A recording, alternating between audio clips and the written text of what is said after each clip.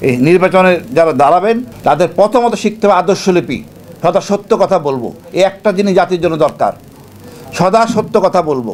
এদের স্বাধীন হয়েছে গণতন্ত্রের জন্য, ভোটের অধিকার ফিরে পাওয়ার জন্য। প্রকৃতপক্ষে আমরা স্বাধীনতা সে অঙ্গীকার রক্ষা করতে পারি নাই, কোনো সরকারই পারে নাই। একটা উৎসব ছিল, কে কত ভোট দিতে পারছে, এটা ছিল লজ্জা। এই লজ্জাটা আমাদের বোধে আসতে হবে। আমাদের আগে নাগরিক হতে হবে। আমরা ভোট একটা পবিত্র জিনিস, আমি আমার শাসক নির্বাচন করব, এই বোধগম্য আমার মধ্যে থাকতে হবে।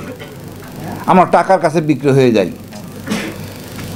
চেনা অজানা লোক হঠাৎ করে আমাদের ঘরে চাপিয়ে দেওয়া হয়, তাকে আমরা ভোট দিই মনের ইচ্ছার বিরুদ্ধে। অনেক সময় এখন আমরা একটা সুযোগ পাইছি এই ছাত্রদের জন্য, তাদের আমরা স্যালুট। আমরা আমাদের শাসক নির্বাচন করার একটা সংস্কার করব। আজকের আলোচনা তার জন্যই। সত্যিকার অর্থে আমাদের সেনাবাহিনী, পুলিশ বাহিনী একদিনের জন্য এত ব্যাপক দায়িত্ব গ্রহণ করতে পারে না, সম্ভবও হয় না। তাই নির্বাচনটা হওয়া উচিত মিনিমাম 3 সপ্তাহে, এত সুষ্ঠু নির্বাচন হয়, নিরাপত্তা নিশ্চিত থাকে, জনগণ কেন্দ্রে যাবে, নিজের ভোট নিজে দিবে, যাকে খুশি তাকে দিবে।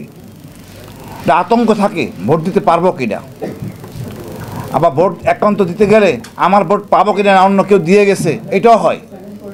আর আমাদের ফ্যাসিস্ট সরকার গত 3টা সময় যা করছে, লজ্জা।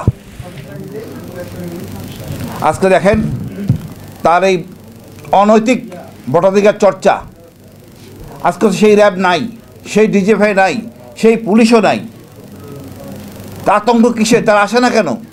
ওই আতঙ্কের মধ্যে থাকার পরে তো দেখেছি আমি জামাত ইসলামের লোক ফুস করে বের হয়ে গেছে, জিন্দাবাদ, বিএনপি বের হয়ে গেছে, মিছিল করছে। তারা তো করতে পারতেছে না, ওটাই ছিল তাদের শক্তি।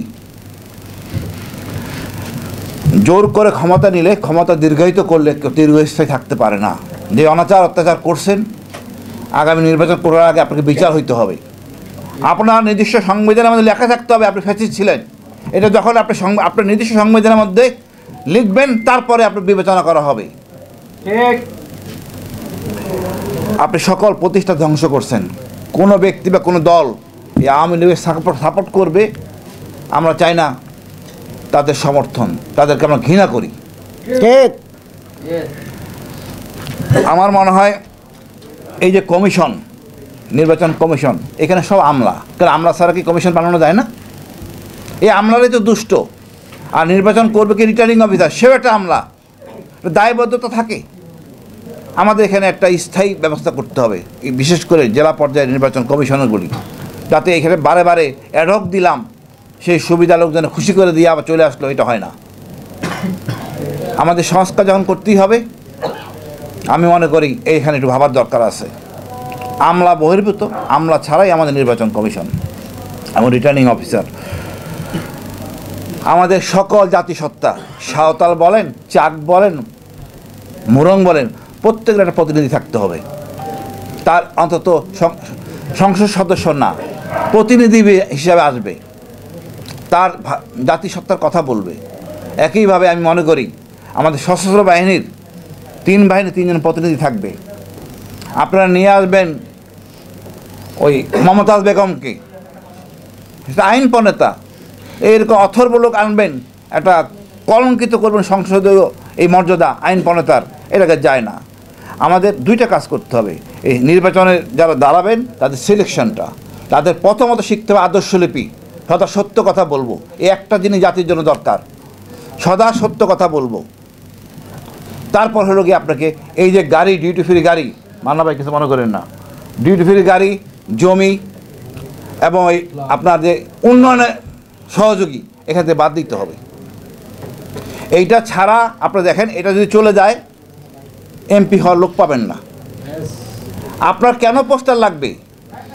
আমি যদি ঢাকা শহরে থেকে, মিরপুর ডিস্ট্রিক্ট থেকে যদি আমি আমার নোয়াখালী এলাকা বা রাকসাম এলাকা নির্বাচন করি, আমি তো এখানে কাজ করব না। তো ওই এলাকার লোককে আমি সিলেকশন করব না। আমি তো চাই উন্নয়ন, জনপ্রতিনিধি। সব জনপ্রতিনিধি ঢাকার থাকে, সে ব্যক্তি হওয়ার আগে টিকিট দিয়া, টাকা দিয়ে সে টিকিট কেনে, আর তারপর যাওয়ার পর সংসদীয় এলাকা পুরোটা বিক্রি করে দেয়। তো টাকা দিয়ে কিনছে সে। আমাদের এই সংস্কার থেকে বা এই কালচার থেকে বেরিয়ে আসতে হবে।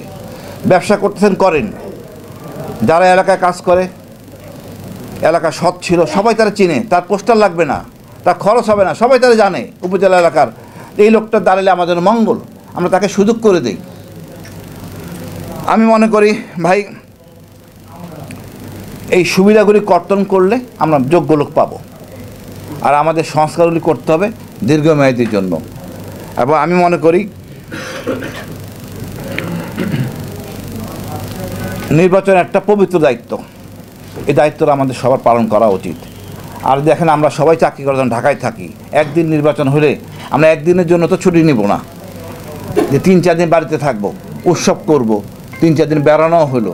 তো 3 দিনের নির্বাচন হলে অন্তত এটা গ্রহণযোগ্য, বাট একদিন এটা কোনোভাবে কাম্য না। আর দণ্ডটা কঠোর হইতে হবে, যারা উচ্ছৃঙ্খলতা করবে এবং যারা কমিশন দায়িত্ব পালনে অনীহা দেখাবে, ব্যর্থ হবে, কঠিন দণ্ডের মধ্যে আনতে হবে। আমি মনে করি আমরা নিজেদের নতুন সূর্য দেখতে পাবো, নতুন দেশ পাবো, ইনশাআল্লাহ বিজয় হবে। তবে আমার মনে হয় এই মুহূর্তে দরকার এই নির্বাচন কমিশন কী কাজ করলো, স্থানীয় নির্বাচন, স্থানীয় সরকার নির্বাচন করুক, দেখা যাক এদের যোগ্যতা প্রুফ হয়েছে কি না। যদি প্রুফ হয় ইনশাআল্লাহ আমরা এগিয়ে যাব। ধন্যবাদ। আসসালামু আলাইকুম। ওয়ালাইকুম আসসালাম ওয়া রাহমাতুল্লাহ।